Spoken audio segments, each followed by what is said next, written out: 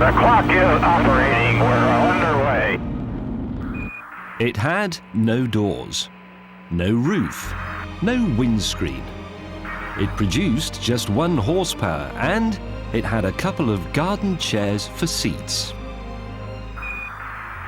And yet, the lunar rover, or Moon Buggy, cost £25 million. And that was in 1971, when a V12 E-Type Jag cost less than £3,500.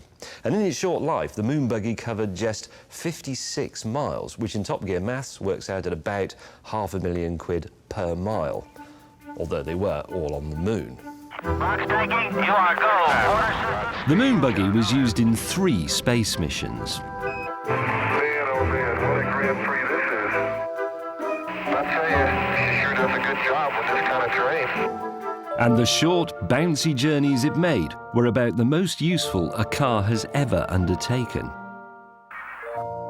The Moon Buggy meant that the astronauts could explore more of the moon than they would have been able to on foot. And that meant they could take more pictures, collect more rocks, drill for more samples, and generally get a better understanding of where the universe may have come from. However, in 1972, the moon missions were scrapped, which means that for the last 39 years, the only Moon Buggy you'll have seen on Earth has been in a museum. Until now.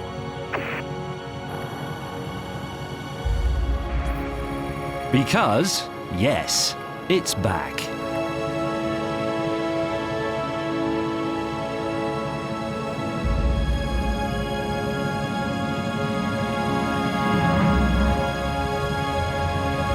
This really is it. The Moon Buggy Mark II, a car for outer space. This is much more exciting than something like a Veyron SS or a Ferrari 458. Those are just Earth cars.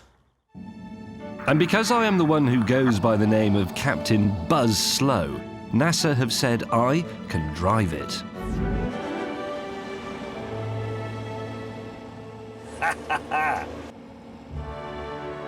There we are flat out in the Lunar Rover Mark II. That's 10 miles an hour.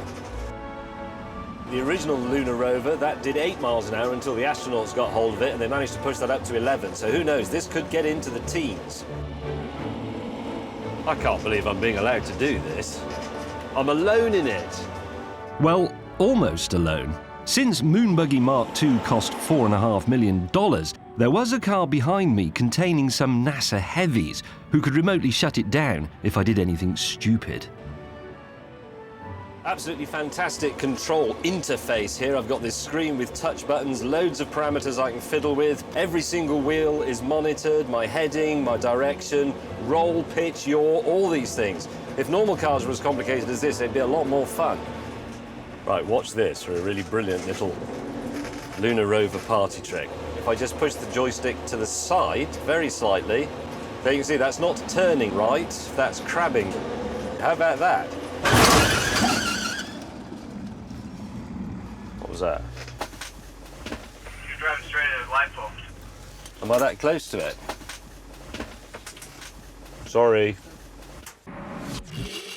After an astronomical bollocking, I decided to concentrate on Moon Buggy pub trivia. This is the only vehicle of any type I've ever driven with 2 quoted weights, because here on Earth it weighs approximately 4 tons, but on the moon, of course, the gravity is only about 1/6 of what we have here, so it weighs something like 760 kilograms. And they do have to think about that sort of thing. It will behave differently, and your senses will behave differently as well. The Moon Buggy has 12 wheels, powered by 6 motors, and they have a great party piece. Right, watch this.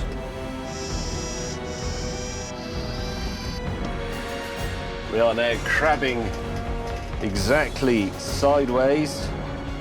The Eagle has parked. Sorry. Now, we have done a small amount of maths here. This is proper maths, not Top Gear maths, and we worked out that if every car in Britain could park like that and didn't have to leave a gap at each end, we'd save, wait for it, 10,000 miles of parking space. But since there's not really a problem with parking on the moon, those wheels, combined with an adjustable ride height, are designed primarily to be amazing off-road. Houston, we are go for rocks. Now you'll see when you're looking outside, each wheel set is working out where it's going and what it's doing, sort out the ride height, deal with the traction. It's extremely intelligent, it has extremely powerful computers. The tyres themselves aren't quite so high-tech. They were chosen for their toughness and are from a crop sprayer. Ha-ha! Look at this. That's bags of torque. That's a 4-ton vehicle climbing up a 30-degree slope. What a climb! What a ride! It is absolutely brilliant, this thing. Sorry. It's not just the Moon Buggy's off-road abilities that have moved on either. Go for DOI. Both looking good. The original lunar rover had a very limited range because if it broke down, the astronauts had to be able to make it back to the lunar module on foot. But this one is more of a cosmic camper van. This is a space bed. There's another one that folds down here for your buddy. They're covered in memory foam, which was a NASA invention. There are privacy curtains here, there is an iPod dock, there's home cinema. Here is a space Jan. But sooner or later, you are going to get bored watching Apollo 13 and you might want to go for a walk outside. And if you do, you have to exit through the rather unusual back door. Here we go. My feet are entering the suit. My gentleman's area is compressed by the crotch of the space suit. I have my hands in the space suit. Leak check complete. Closing the hatch in the lunar rover.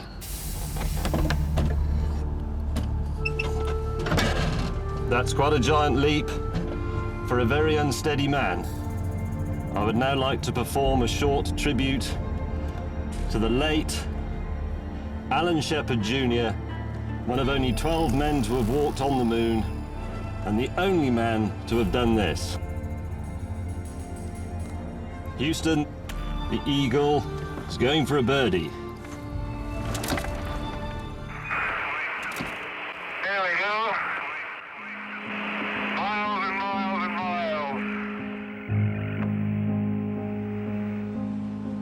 I'd like to be deadly serious for a moment. This is the most fabulous vehicle I've ever driven. Ever. But there is a problem with it.